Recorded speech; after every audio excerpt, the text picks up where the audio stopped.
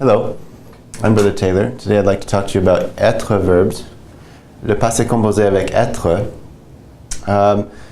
Most verbs, as I said in the other video about passé composé, most verbs are conjugated with avoir, but there are a few verbs conjugated with être. These are the verbs that you should know that are conjugated with être. Aller, retourner, tomber, passer, monter, passer par, monter, dans, rester, arriver, entrer, and rentrer. Rester means to stay. Arriver, to arrive. Entrer is go in, to go in, enter in, literally. Rentrer means to go back home. This is to go, to return, to fall down, to pass by or through. So, the verb aller is by far the most important of these verbs. It's probably what I call a top 5 verb in the French language. It's used all the time. Very, very important verb. So, for example, if I want to say I went, you say je suis allé. Now, this means I went, I have gone, or I did go. So, je suis allé, tu es allé, il est allé, elle est allée, nous sommes allés, vous êtes allés, ils sont allés, elles sont allées. Again, je suis allé, tu es allé, il est allé, elle est allée, nous sommes allés, vous êtes allés, ils sont allés, elles sont allées. You don't necessarily need to make this one. Vous êtes allé, you can also just say. I was doing a lot of these liaisons here. It's really what they call a liaison facultative. It's optional. If you want to speak kind of more formally, you would make it. Otherwise, but it's not necessary. You could just as easily say je suis allé, tu es allé, il est allé, nous sommes allés, vous êtes allés, ils sont allés, elles sont allées. Although I generally like to make that T, but that is possible if it's a very familiar setting. Okay, so let's talk about how to negate these. So elle est allée. Oh, first of all, notice how this E agrees with this subject. With etre verbs, the past participle agrees with the subject. So it's a compound tense, meaning you have a helping verb, auxiliary verb, plus a past participle. With etre verbs, when they're conjugated with etre, and they're part of the house of etre, I should say, you have this E here that agrees with the subject. Notice there's no E here because this is masculine. With masculine, you don't change it. With feminine, you have to add an E. Notice here, it can be masculine or feminine depending on who the you is. Like if I'm speaking to a girl, tu es allé, I would add that E. It doesn't change the pronunciation, by the way. It's just for when you're writing. So je suis allé depends on who I am. If I'm a man, je suis allé is correct. If I'm a woman, then I would add that E, and it would be discernible in writing, not in speaking, interestingly.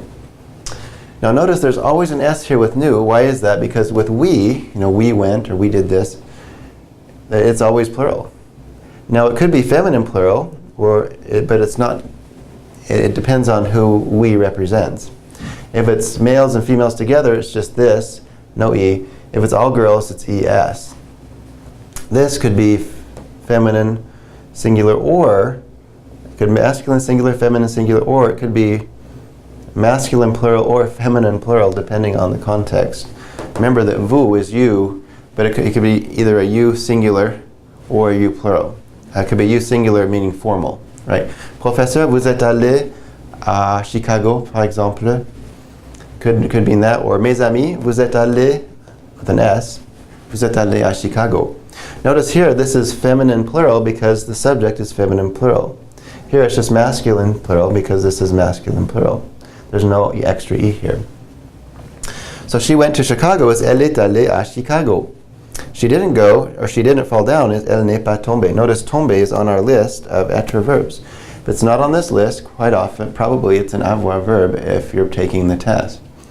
There are other etre verbs that I won't test you on, but these are some of the most common verbs.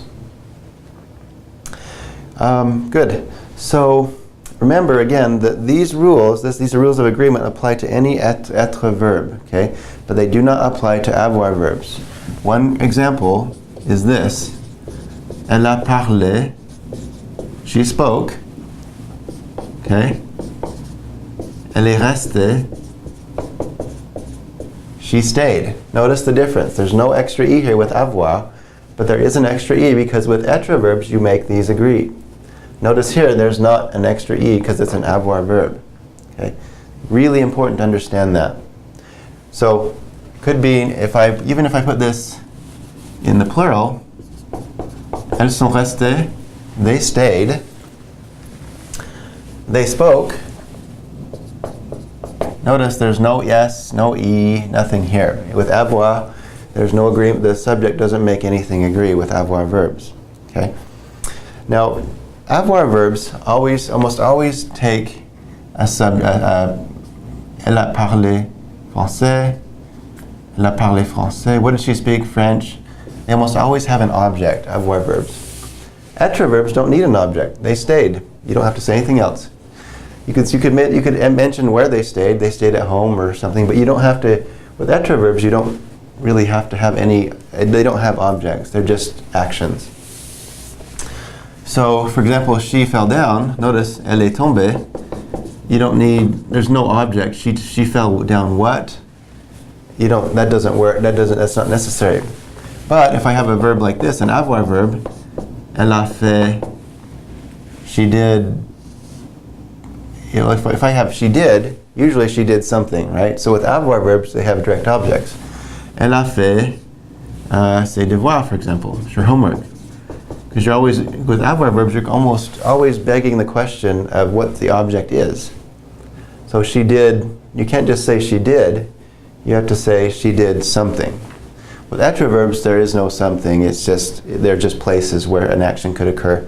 And really, so for example, she went to Chicago. This is just a place she went to. It's not the object.